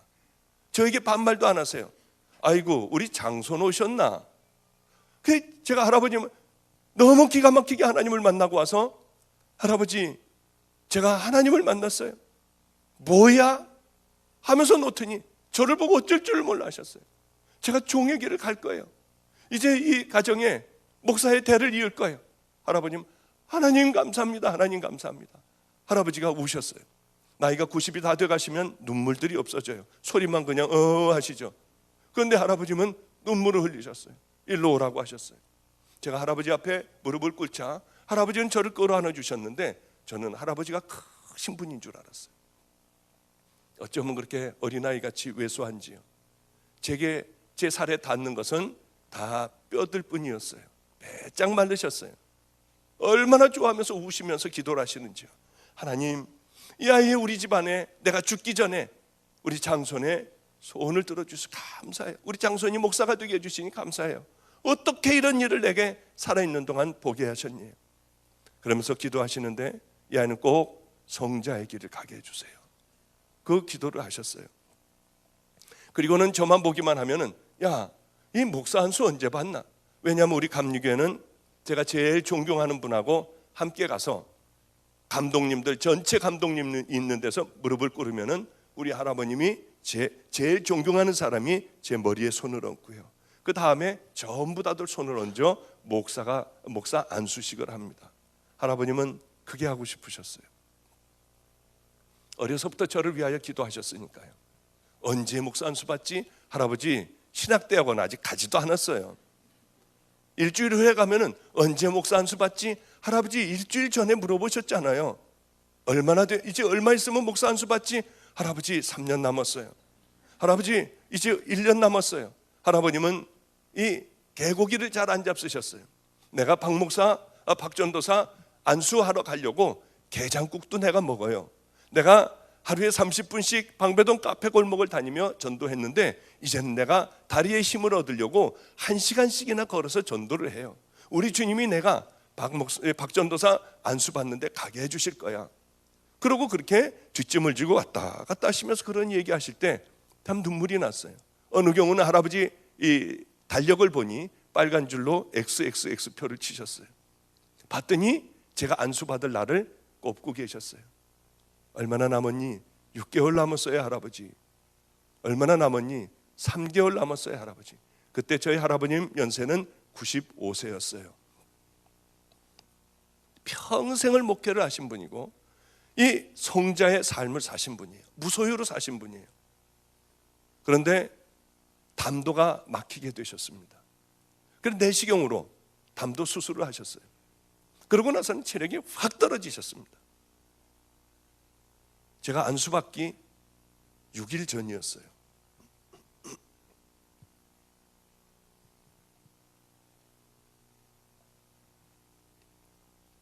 할아버님 방에 들어갔을 때는 비스듬한 의자에 누워 계셨고요. 눈이 퉁퉁 부으셨고 얼굴도 부으셨어요. 손을 보니 손이 수북하게 부어 있었어요. 다리를 보니 다리가 퉁퉁 부어 계셨어요. 이제 정신이 오락가락하고 계셨어요. 이제는 더 이상 밀어서는 안 되겠는지 손가락을 까딱까딱하며 아래를 가리켜서 맨 처음에 무슨 말씀인가 하다가 안수를 해주시려고 하는구나 하고 얼른 가서 무릎을 꿇었습니다. 할아버님은 머리에 손을 얹으셨어요. 뭐라고 얘기하신지 모르는데 콧소리였습니다. 이렇게 콧소리를 하시더니 마지막에 분명히 제가 알아들은 말씀은 성자라는 말씀 한마디밖에는 알아듣질 못했습니다. 그리고 일어났어요. 이 할아버님에게 평생을 목회를 한 할아버님, 이제 저는 6일 후면은 목사 한 수를 받게 돼요. 할아버지, 어떻게 해야 이 목사의 길을, 저도 알지 못하는 이 길이에요. 어떻게 가면 돼요? 꼭 한마디만 말씀 좀 해주세요. 아무도 없었어요. 할아버님은 갑자기 막 움직이셨어요. 이렇게 일어나려고 하는데 일어나지도 않고요, 막 뻐둥거리셨어요. 그 얼른 이 스펀지 그 벽에를 갖다가 할아버님 뒤에다 이렇게 좀 해드렸습니다. 해드리자 놀라운 말씀을 하셨어요. 다 알아들을 수 있도록 말씀을 하셨어요. 그 후에 8시간 후에 돌아가셨어요. 놀라운 말씀이셨어요. 다 알고 있는 말씀이었어요. 성경에 있는 말씀이에요. 사랑할 수 없는 것을 사랑해라. 용서할 수 없는 것을 용서해라. 제일 천한 낮은 곳에서 섬겨라. 변명하고 살지 말아라. 그 네 말씀이셨어요. 돌아가시기 전에 이 꼭 해주고 싶은 그 말씀을 어쩌면 그렇게 또박또박 말씀을 하시는지요. 그리고는 나를 들어 침대에 뉘어달라고 했어요. 아이고, 얼마나 가벼운지요. 뼈와 가죽만 남아 있으셨어요. 이렇게 뉘어드렸더니 나를 벽을 보게 밀어달래요. 이제 세상을 안 보겠대요. 그래 벽 쪽으로 밀어드리고 조용히 계셔서 저는 안성으로 고난의 현장으로 다시 왔습니다. 얼마 안 있다가 전화가 왔어요. 다시 또 가봤더니 소천을 하셨더라고요. 제가 재작년에 플러싱, 뉴욕의 플러싱 제일교회인가요? 감리교회, 그곳에 집회를 가게 됐습니다. 거기에 제 사촌 동생 녀석이 여기서 신학대학에서 박사학위를 받고 거기 부목사로 있었습니다. 얼마나 감격스러운지요. 그런데 어떤 한 타임에 새벽기도 시간이었나? 낮이었나요? 우리 우영이가 사회를 보고 제가 거기 강사로 간 거예요. 얼마나 기가 막혔는지. 이 아이가 저를 얘기해서 전 거기 간 거 아니에요. 거기서 가서 설교를 하는데 눈물이 얼마나 나는지요. 할아버지가 그렇게 보고 싶더라고요. 우리 이 할아버지가 우리 이 둘을 보면서 얼마나 기뻐하실까. 이 모습을 봤어야 하는데 정말 꼭 보여드리고 싶더라고요. 거지같이 살고 담배 냄새 풍기고 술 냄새 풍기며 할아버지 앞에 가서 있으면은요, 숨을 안 쉬고 있으면은요, 할아버지는 벌써 냄새를 맡고 괴로워하셨어요. 그러던 세상에 살던 제가 할아버지의 평생의 기도의 소원대로 종유되어 그곳에서 사촌 동생과 함께 제일 할아버지가 또 사랑하셨던 그 아이와 함께 집회를 하는 이 모습을 보여드렸으면 얼마나 좋을까 하는 생각이 얼마나 많이 들었는지. 왜 이렇게 할아버지 말씀대로 살려고 하는데 안 되든지요. 정말 그렇게 안 되더라고요. 좀 똑바로 해보려고 하는데 그렇게 안 되더라고요. 안성에서, 그러고 이제 할아버님이 돌아가셔서 안성에 이렇게 다시 내려와서 살게 됐습니다. 그 말씀을 꼭 마음에 심고 평생을 내가 담고 살아가야겠다. 근데 어느 여자아이가 있었습니다. 초등학교 6학년짜리 아이였어요.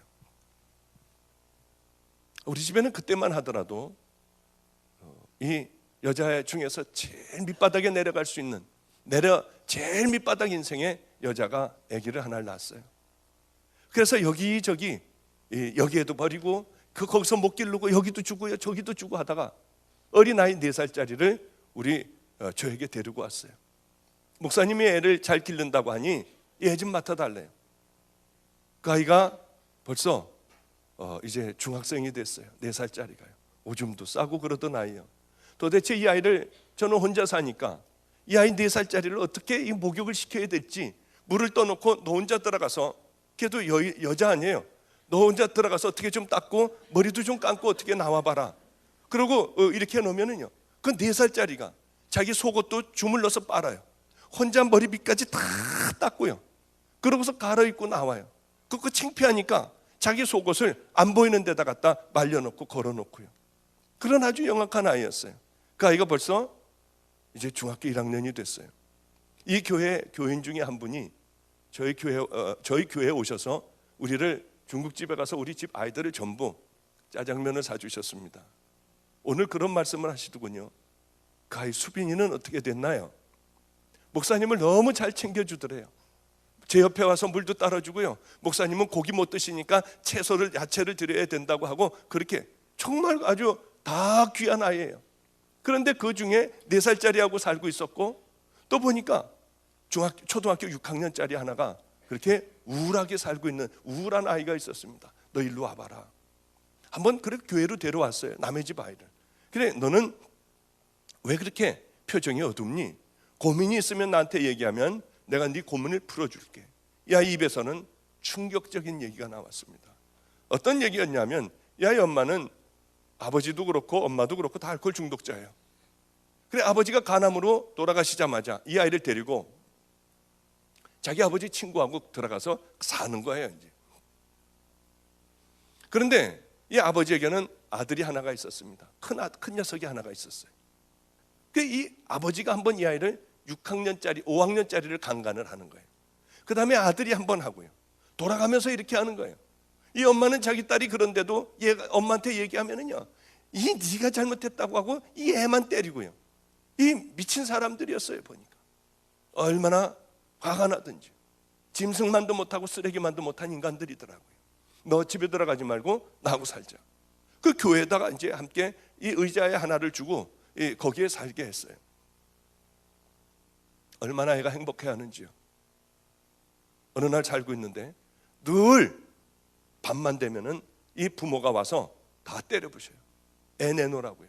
애가 피하지 못하여 막 도망다니면 잡아가지고 머리채를 잡아 끌고 2층에서부터 질질질질 끌고 내려와서 애는 죽는다고 울고요. 저는 어떻게 해줄 수도 없고요. 사도신경을 외우면서 막 따라가고요. 그것밖에는 제가 해줄 것이 없었어요. 그러면 집에 갔다가 술 취해서들 다 자니까 맨발 벗고 교회로 다시 도망을 와요. 그 아이를 다시 아빠가 다시 이 목사 어디 갔어? 그러면서 욕을 하면서 오면은 얼른 이 강대상 밑에 숨기도 하고요. 그러면서 얼마나 힘들었는지. 저도 얼마나 매를 맞고요. 머리도 잡히고요. 멱살도 잡히고요. 와서 교회는 다 때려부시고요. 그래 이제 그 사람들이 올 때 되면 문을 다 잠궈버려요. 밑에를요. 셔터까지 다 내려버려요. 그러면은 돌을 던지고 동네방네 소리를 지르는 거예요. 내 딸 내놓으라고요. 내 딸 목사가 데리고 잔다고 내놓으라고 소리 지르는 거예요. 그러면 위에서 이제 2층에서들 그럼 경찰에 신고해버려. 저 목사 경찰에 신고해버려. 난리 법석들을 펴요. 동네에서요.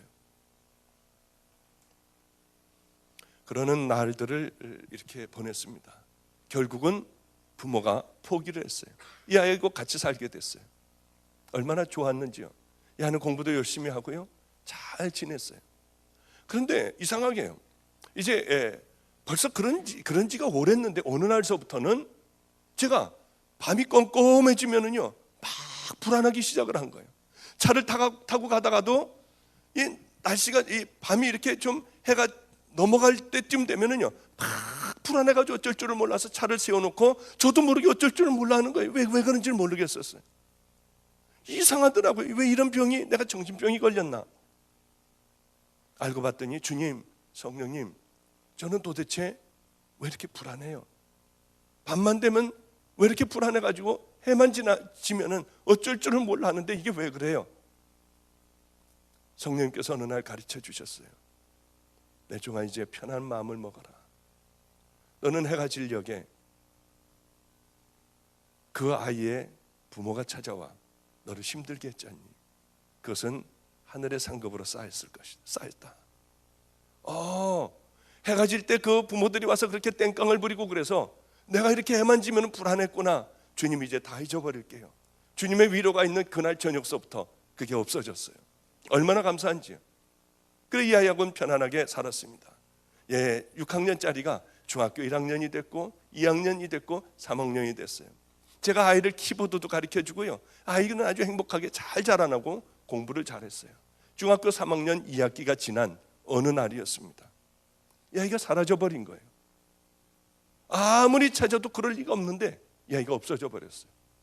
어느 날 학교에서 불호령이 내렸습니다. 저를 들어오라고 하는 거예요. 한 열흘 정도 지났을 때였습니다. 가봤더니 교장실에 교장, 교감, 무슨 양호 선생님, 담임 선생님 잔뜩들이 있었어요.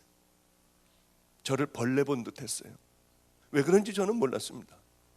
그랬더니 가서 있었더니 애가 애를 이렇게 키웠네요. 저는 할 말이 없었어요.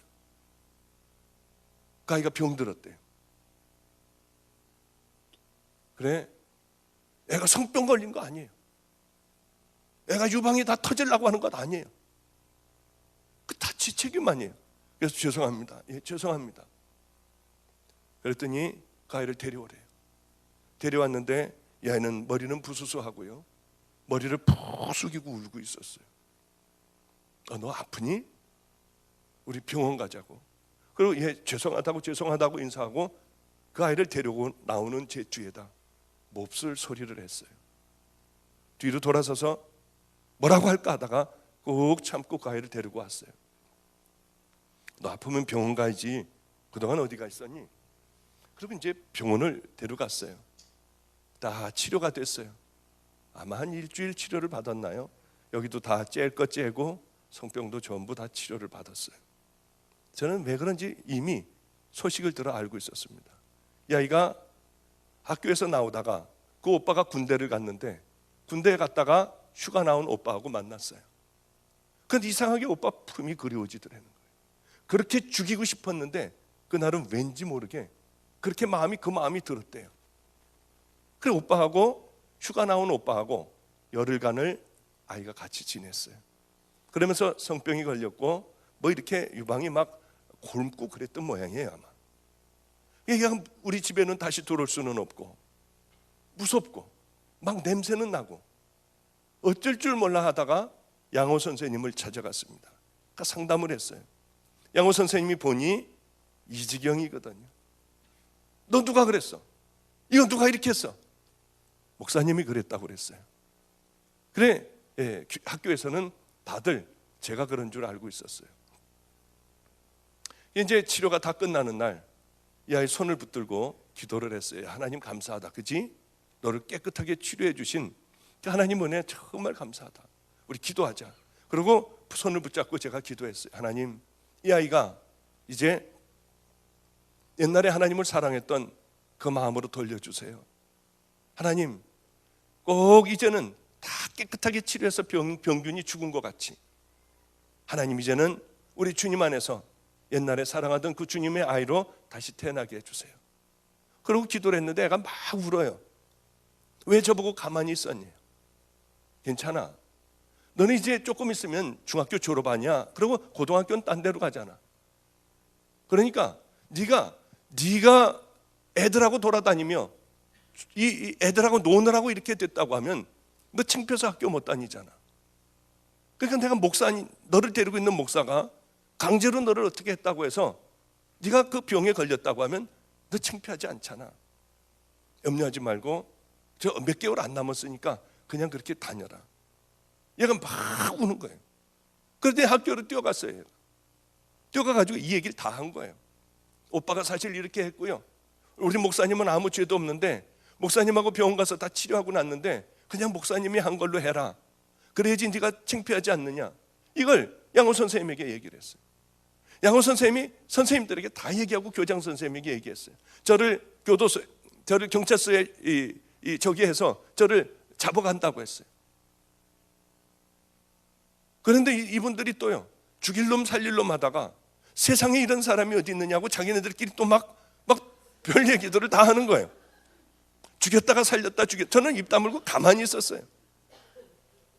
이 교회에서 나올 때 되면은 2층에서 문이 열리고 저놈이야 저놈, 저 목사야 저 목사. 얼마나 창피한지요. 걔네 부모가 와가지고 소리 질렀기 때문에. 우리 교회는 안성초등학교 후문 쪽에 있었습니다. 골목이에요. 거기는 문방구가 하나가 있어요. 그 문방구 아저씨가 나무 의자에 이렇게 앉아있다가 제가 지나가면 쏙 들어가요. 자기 부인을 불러와요. 저 자식이래요. 저 자식이. 그게 다 들리는 거예요. 들어가서 볼펜 한 자루라도 사면서 내가 그런 거 아니에요. 내가 그런 게 아니라 쟤네 아버지가 그랬어요. 얘기해주고 싶었어요. 그럼 주님이 아시면 되지 뭐. 주님만 아시면 되지 뭐. 저 사람들은 그래 봐야 소용없지. 우리 주님은 아시죠? 주님은 제가 안 그런 거 아시죠? 그리고 거기를 창피해서 지나가. 이 밤이 일찍은 못 들어가겠는 거예요. 문방구가 문이 닫아야 그 앞으로 지나갈 수가 있거든요. 문방구가 닫을 때까지 밖에서 있다가 창피하니까요. 그러고서 몰래 들어가기도 했어요. 학교에 그 소문이 선생님들 사이에 퍼졌고 이 선생님들이 다른 선생님을 만날 때 제 얘기를 했어요. 또 다른 교회에서 다른 학교 선생님들이 자기 목사님에게 얘기했고요. 이 삽시간에 평택과 안성에서 저는 유명해졌어요. 사람들이 저를 보러 찾아오기도 했어요. 얼마나 무서웠는지요. 목사님들이 전화도 하고요. 지금 이렇게 많은 시간이 지나간 후에 제가 가만히 생각을 해봐요. 정말 변명 안 했어요. 제가 안 했다고 안 하고 그냥 주님 알아주시면 된다고 생각을 했어요. 많은 세월이 지나고 난 다음에 정말 사랑할 수 없는 것을 사랑하니 하나님의 은혜로 이렇게 하나님께서 다 봤다고 하셨어요. 또 변명하고 싶어도 정말 내가 안 그랬다고 하고 싶었어요. 너무나도 답답하고 억울해서 잠도 못 잤어요. 그러나 주님만 아시면 되지 뭐. 했더니 주님은 놀랍게도 그 사건을 통하여 저를 유명하게 만들어 주셨어요. 성자도 아니고 아무것도 아닌 저를 사람들이 입에서는 세상에 그런 사람이 어디가 있어. 아니 저건 만들어낸 얘기일 거야. 사람들끼리 서로들 그런 얘기들을 했어요. 그런 얘기 이제 지금까지 이렇게 와서는 할아버지가 얼마나 보고 싶은지요. 정말 왜 그렇게 그분은 몇십 년간을 이 95세가 될 때까지 목회를 하시고 귀한 것을 깨달으셨구나. 그것은 딴 얘기가 아니에요. 우리 예수님께서 제일 우리를 사랑하는 우리에게 주신 말씀들이에요. 사람들은 왜 이렇게 바보 같은지요. 사람들은 왜 이렇게 어리석은지요.